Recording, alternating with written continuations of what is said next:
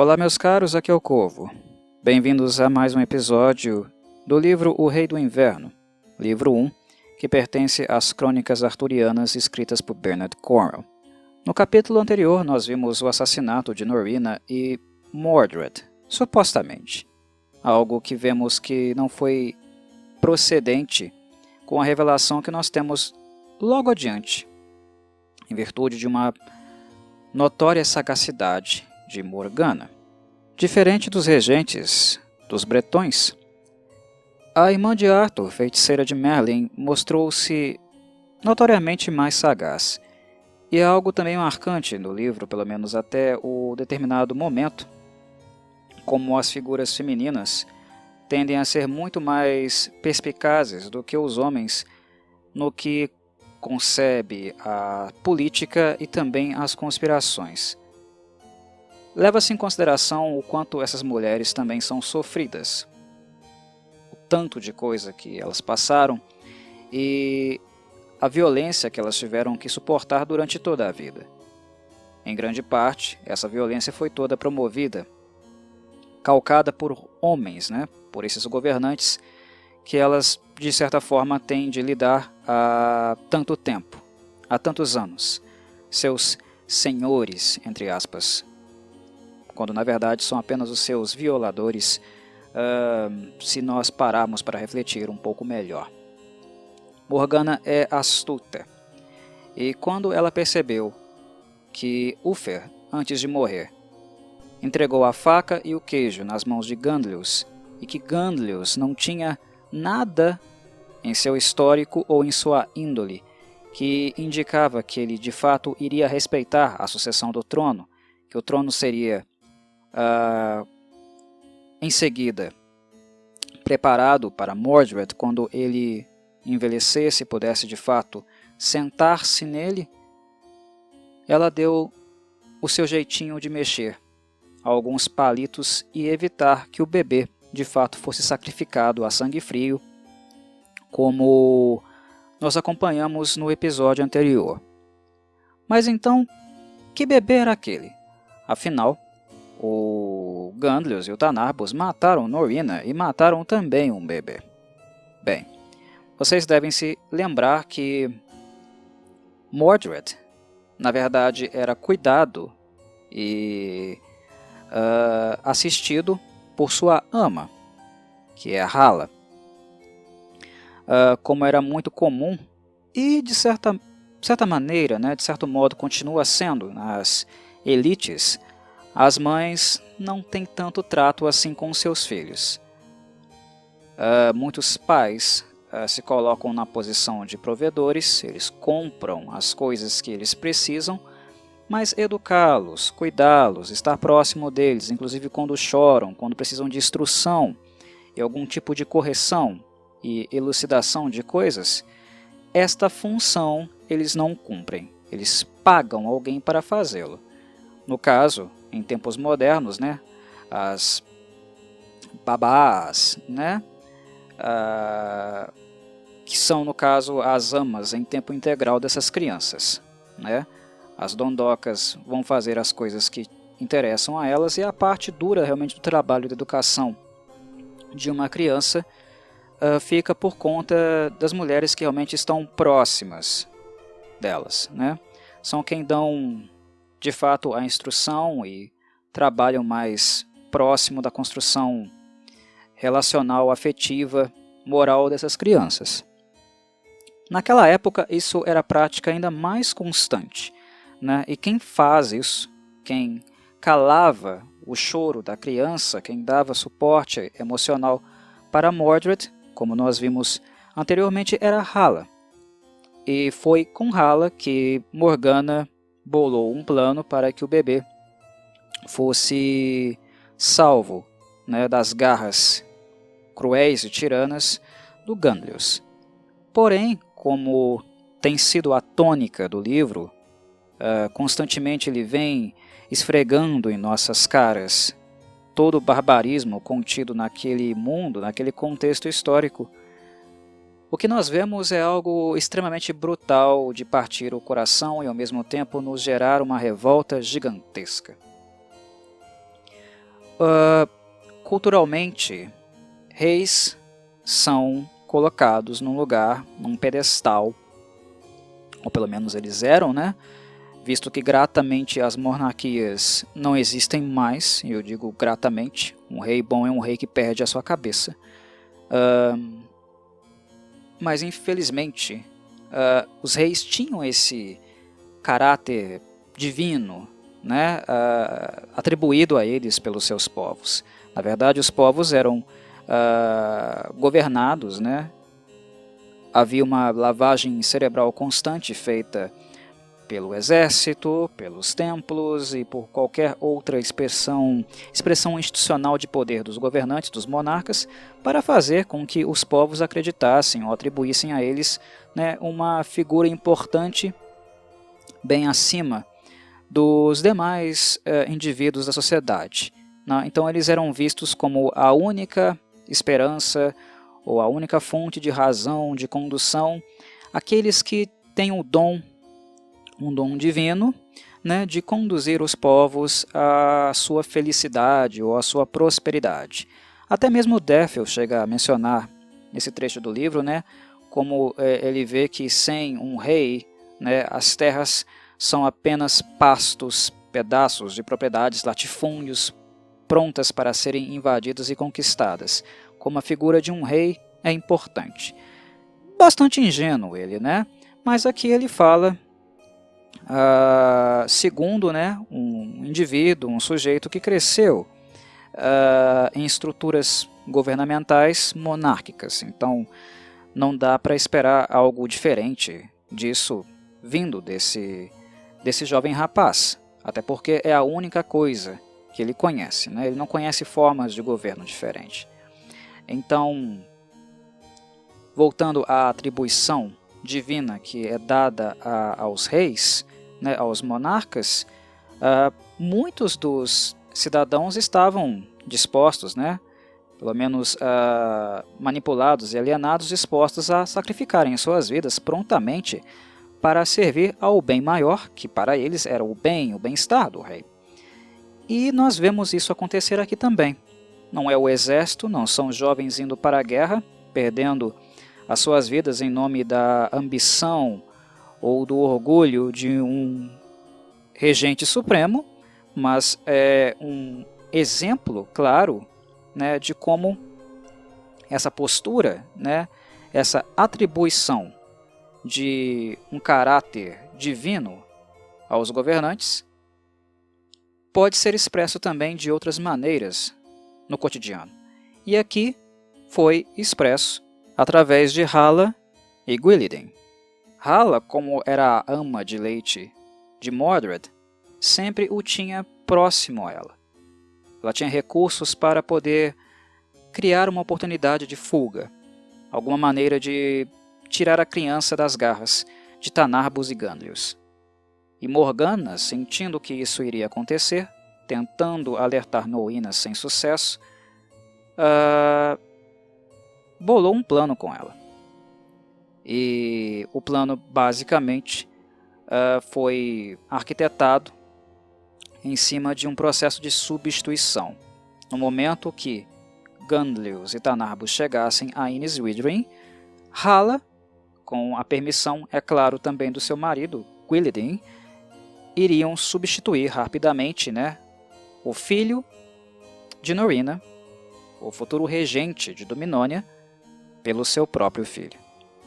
Quando o Défil encontra, né, no vilarejo de Ermid, um vilarejo próximo a Innis Withering, que naquele ponto já havia caído, já era pura chama e cinzas, quando ele encontra, né, esses personagens, né, Morgana, Hala, Gwilydin, a Sebille, que também estava lá, quando ele reencontra esses personagens, ele tenta alertá-los que Gandlius estava atrás dele e de Nimue, que ele conseguiu resgatar, embora destroçada ela estava, né, mas ele ainda conseguiu resgatá-la e fugir com um pequeno barco de canas para lá.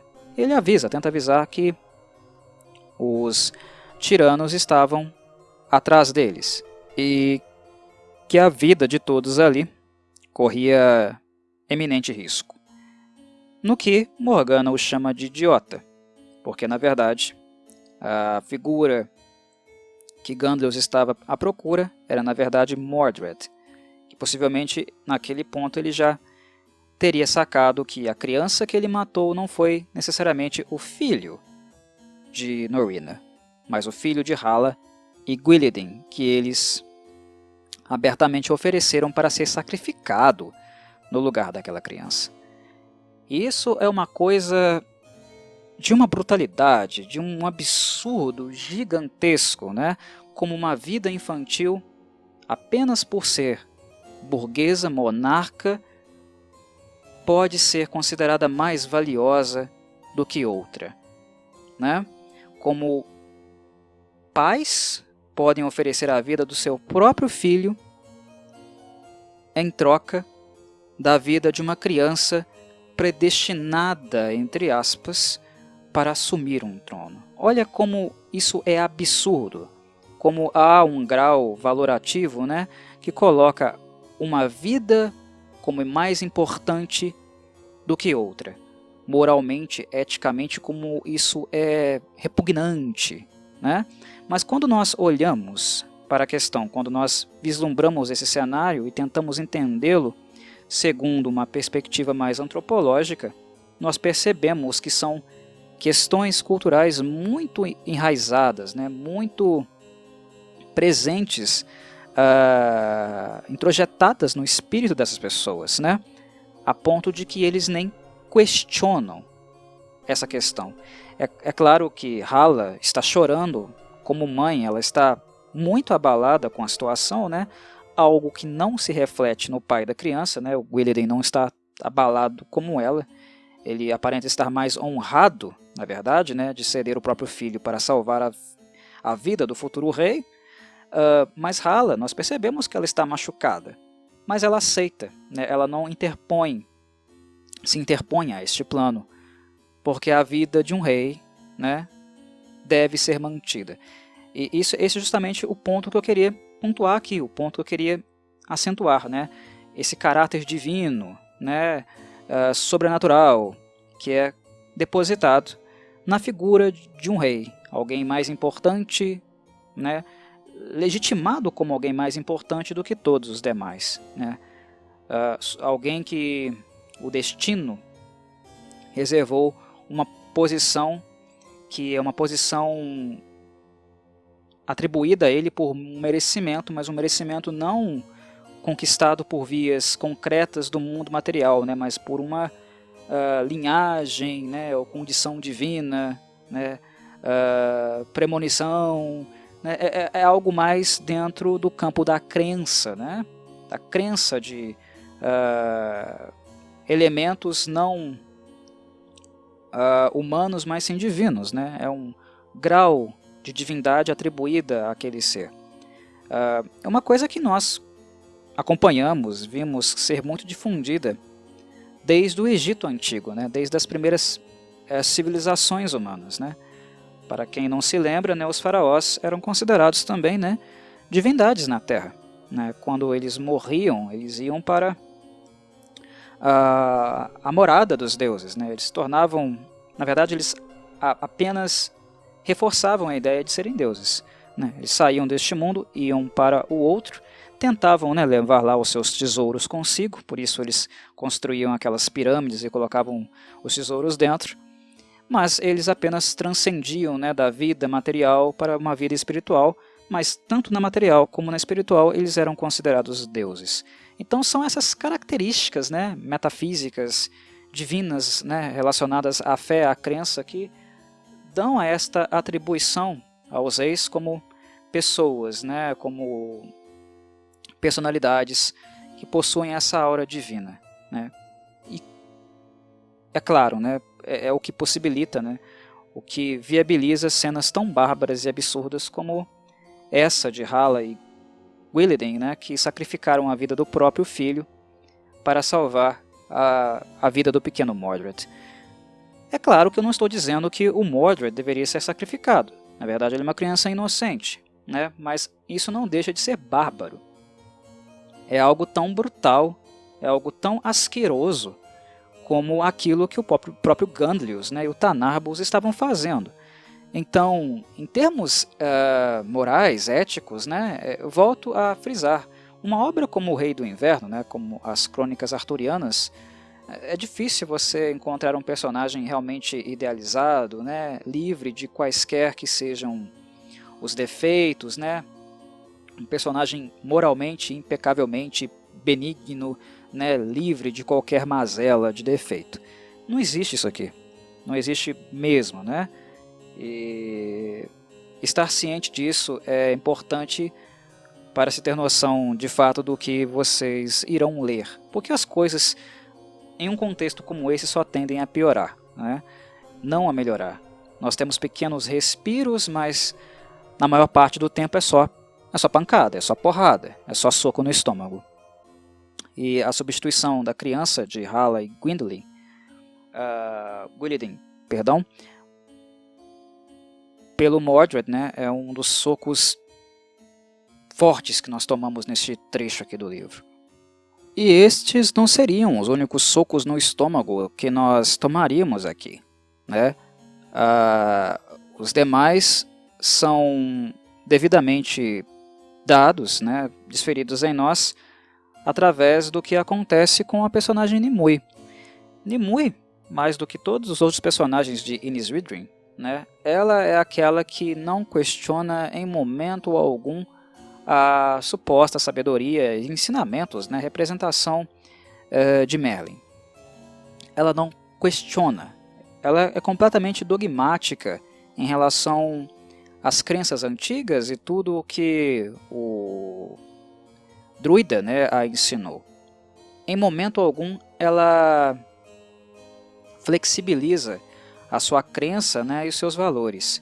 E se Innis Withering estava queimando, caindo, era algo óbvio que ela seria talvez a única pessoa que tentaria fazer frente ao ataque, mesmo quando claramente não havia a menor chance de resistir ou de sair vivo daquele embate.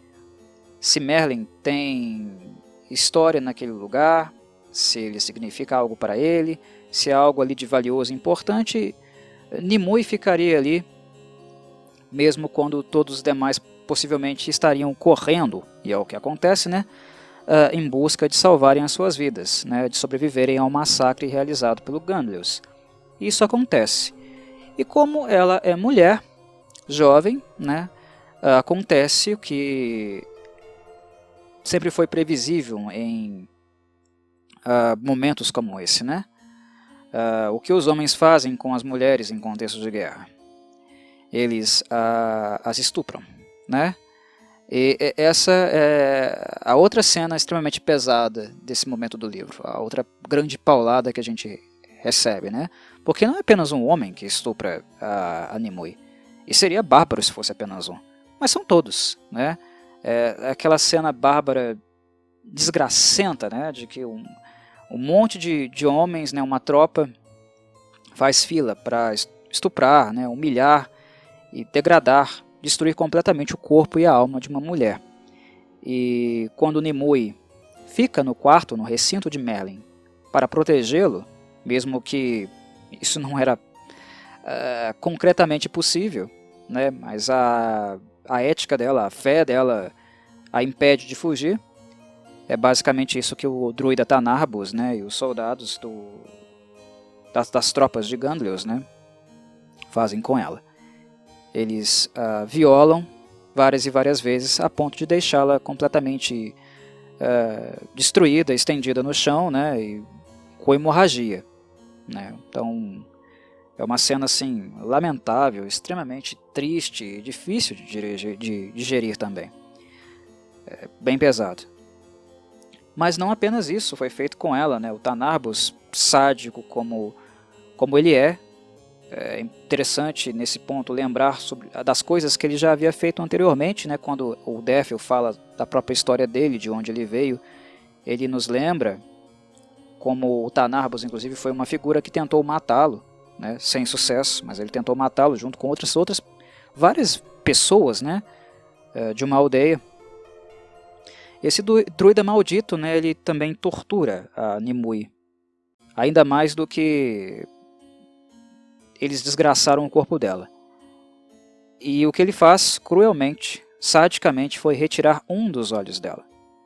Quando o Daryl finalmente a encontra, ela está estirada no chão, completamente nua, toda machucada, com hemorragia entre as pernas, mas também sem um dos globos oculares.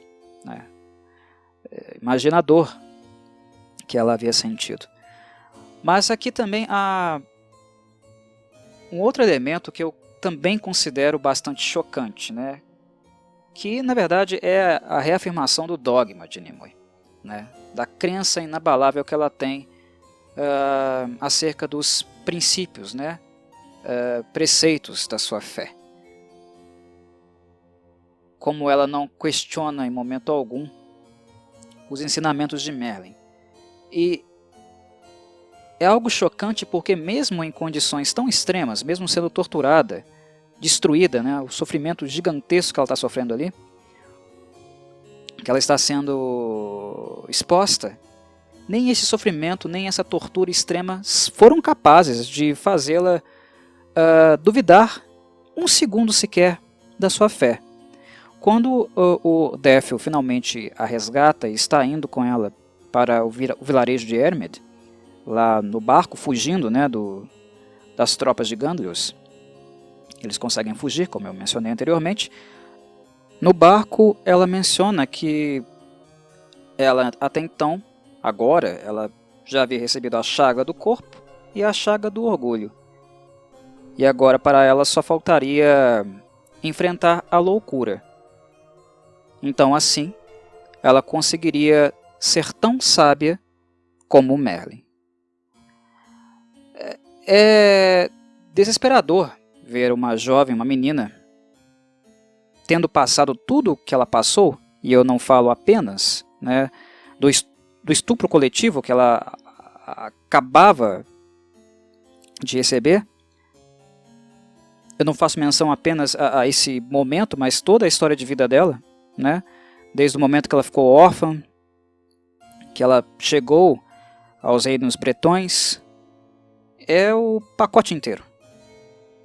É desesperador ver uma menina tão dogmática, tão mergulhada, né, dentro desse dogma daquilo que o Merlin transmitiu a ela. É o símbolo máximo, né, a representação máxima de como ele a transformou e tornou-a uma discípula que, na sua fé, se tornou completamente inabalável, incorruptível. Eu chamo isso aqui de lavagem cerebral. Mesmo que, eles são os protagonistas, eles são os heróis, eles são o lado bom da história, mesmo que vocês apareçam e venham falar dessas coisas, encher a paciência falando disso, que o lado do Arthur ou do Merlin, eles são os bonzinhos da história, me poupem, eu chamo isso aqui de lavagem cerebral.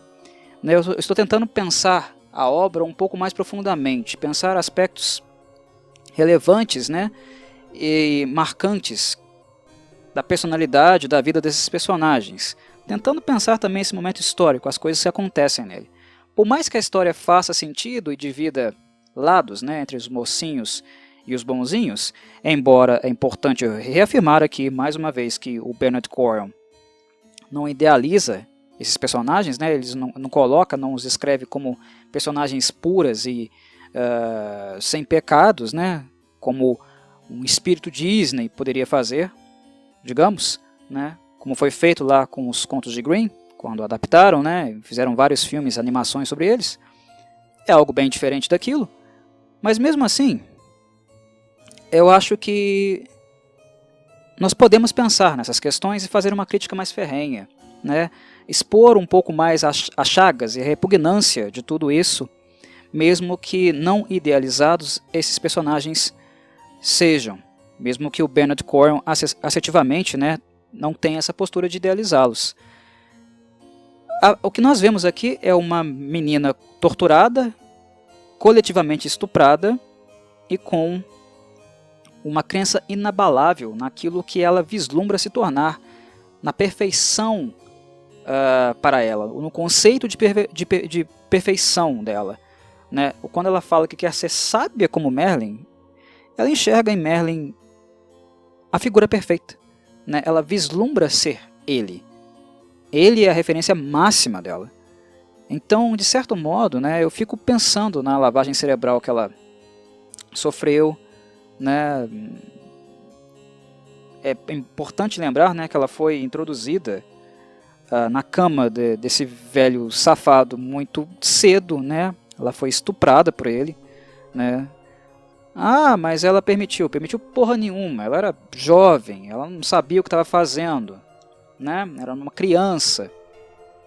Né? Foi levada pelos ensinamentos, pelas manipulações, né, do feiticeiro, do druida, do Merlin.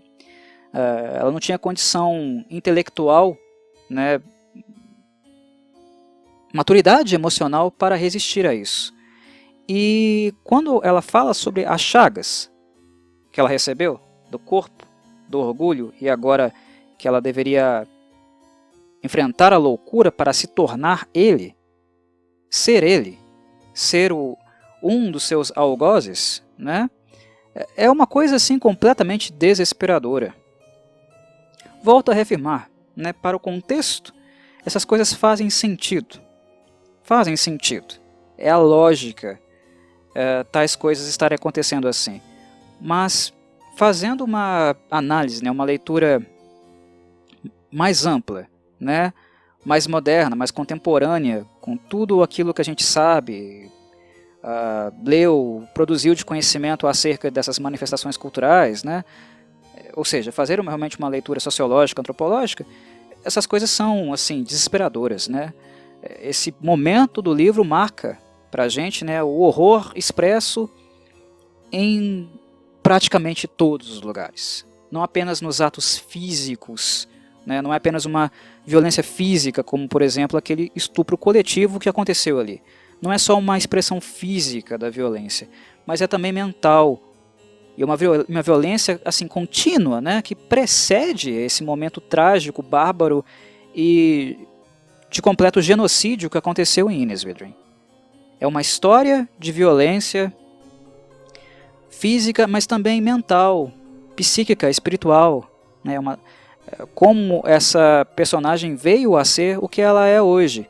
E mesmo com castigos tão extremos como a violência interna, a violência espiritual, psíquica nela foi tão gigantesca também que castigos físicos severos como aqueles que ela recebeu, humilhações, né, tortura, não são capazes de fragilizar em momento algum, né, a sua crença, idealização, fantasia que ela tem em relação à figura do Merlin e também da sua crença, né? Da crença aos modos antigos, às formas antigas de viver, de interpretar o mundo, né? Mais pagãs dos bretões. É algo que chama muito atenção também e que na minha avaliação, na minha análise, é algo tão horrível, tão chocante, como tudo aquilo que está sendo feito em Innisfree, né? Os estupros, a invasão, né? A chacina, tudo isso. Nimue, o que foi feito com ela, né? E como ela se encontra, né? Mentalmente, fisicamente. É a expressão completa do horror. Eu não consigo colocar mais palavras para descrever isso. É um horror, é um absurdo, né? É um inferno aquilo.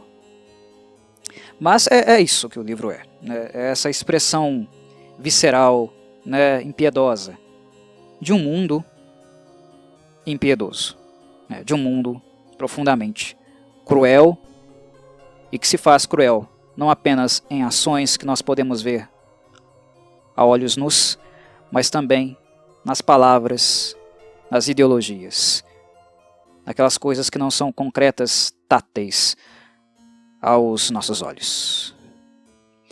Bem, meus caros, eu acho que eu paro por aqui. O comentário já está ficando um pouco longo, mais do que comumente eu tenho feito. E assim eu volto novamente, futuramente, para mais um episódio de O Rei do Inverno, as Crônicas Arturianas. Um abraço a todos e saudações, Corvides.